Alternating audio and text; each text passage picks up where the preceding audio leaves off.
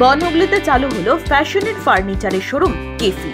ন্যায্য মূল্যে আধুনিক সমস্ত ফার্নিচার মিলবে এই শোরুম থেকে। পাশাপাশি কেফি বিভিন্ন জায়গায় তারা তাদের নিজস্ব আউটলেটের পাশাপাশি যারা ব্যবসা করতে চান অল্প পুঁজিতে তাদের জন্য নিয়ে এসেছে লোভনীয় অফার। বিশদে জানতে হলে বনহুগলির শোরুমে এসে যোগাযোগ করতে হবে। কেফির নিজস্ব ফ্যাক্টরিতে তৈরি হচ্ছে সমস্ত ফার্নিচার। সাধারণ মানুষের কথা মাথায় রেখেই এর দাম রাখা হয়েছে। পাশাপাশি নতুন কারখানা হওয়ার ফলে নতুন করে কর্মসংস্থানের সম্ভাবনা তৈরি হচ্ছে। বাংলায় চাকরির এমনিতেই মন্দা, তার মধ্যে কেফি যেন মরুদ দেন। রবিবার বনহুগলির এই শোরুমের উদ্বোধন হলো।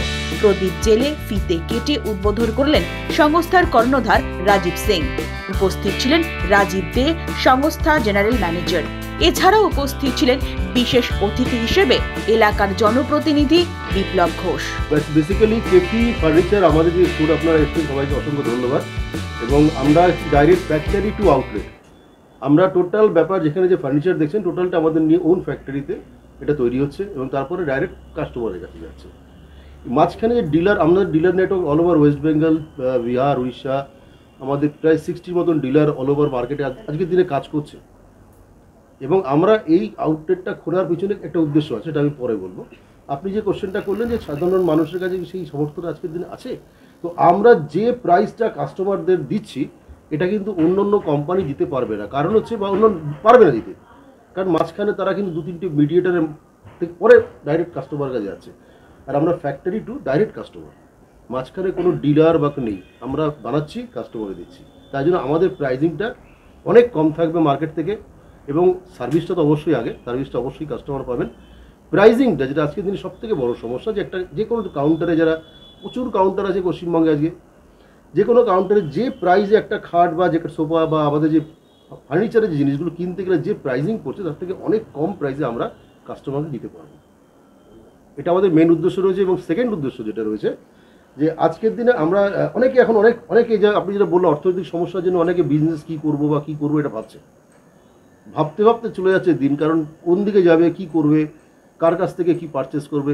যদি যারা আজকের দিনে যারা ব্যবসা করতে চায় অল্প পুঁজিতে, তাদের জন্য আমরা এই ডেমো শোরুমটা তৈরি করেছি এবং এটা আপনাদের মাধ্যমে তাদের কাছে পৌঁছে দিচ্ছি যে আপনারা আগামী দিনে আমাদের সাথে যোগাযোগ করুন। আমরা খুব অল্প পুঁজিতে একটা সুন্দর শোরুম, যেখান থেকে আপনার একটা অর্থনৈতিক উন্নতি বা অর্থনৈতিক ব্যবস্থা ভালো করা যায়, এটা আমাদের উদ্দেশ্য রয়েছে আগামী দিনে। যে আমরা পশ্চিমবঙ্গের বিভিন্ন প্রান্তে ফ্র্যাঞ্চাইজি ওপেন করাবো এবং সেই ফ্র্যাঞ্চাইজি শোরুম খুব অল্প পুঁজির মাধ্যমে একটা সুন্দর ব্যবসা তারা করতে পারে। মোটামুটি খুবই রিজনেবল প্রাইসের মধ্যে আপনি এখানে পেয়ে যাবেন। যেমন আপনি এখানে মাল্টিপারপাস ক্যাবিনেট যেগুলো আছে সেগুলো আপনি মোটামুটি অ্যারাউন্ড 22,000 বেড আপনি অ্যারাউন্ড 25-30 ভিতরে আপনি স্টার্টিং রেঞ্জ পেয়ে যাবেন। সোফা আমাদের যেগুলো আছে 3+1+1 যেটা ফুল সেট আমরা সোফা বলি, সেই সোফা আমি অ্যারাউন্ড 30,000-35,000 মধ্যে চলে আসছে। কিছু আমাদের এখানে সেন্টার টেবিল আপনি দেখতে পাবেন, সেই সেন্টার টেবিলগুলো অ্যারাউন্ড 15,000-12,000 ভিতরে চলে আসছে। এবং আমাদের এখানে কিছু ড্রেসিং টেবিল যেগুলো আছে সেগুলো বেডরুম সেটের সাথে পাবেন। এবং আপনি যদি আলাদাভাবে কিনতে চান সেটাও আপনি পেয়ে যাবেন। সেটা অ্যারাউন্ড আপনি 10,000-16,000-18,000 ভিতরে আপনি আমাদের এখানে ড্রেসিং টেবিল পেয়ে যাবেন। ডাইনিং যেগুলো আছে আমাদের স্টার্টিং রেঞ্জ 4টি চেয়ার দিয়ে আপনি এখানে 35-38 মধ্যে আপনি এখানে ডাইনিং টেবিল পেয়ে যাবেন। বলবো অনেক অনেক শুভকামনা কেফির জন্য। এখানে লঞ্চ হলো, সত্যি আসবাবপত্রের জন্য যে কাস্টমাররা এদিক ওদিক ঘুরে বেড়াচ্ছিল, অনেকটা দূরে যেতে হচ্ছিল, ফলে আমার ওয়ার্ডে হওয়ার জন্য তার জন্য আমার একটা বাড়তি অ্যাডভান্টেজ। এবং এখানকার লোকাল মানুষেরা যাতে এরকম সুন্দর ডিজাইন, এখন সব কিছুই তো নতুনত্ব চলে এসছে, তো ওয়েল ফার্নিশড আমি দেখতে পাচ্ছি আর খুবই ভালো লাগছে। এখানকার মানুষেরা উপকার পাবে এখান থেকে, বরানগরের মানুষেরা উপকার পাবে। আমি সবাইকে আহ্বান জানাবো এখানে আসার জন্য এবং এই সুন্দর সুন্দর আসবাবপত্র তাদের ঘরে আনা।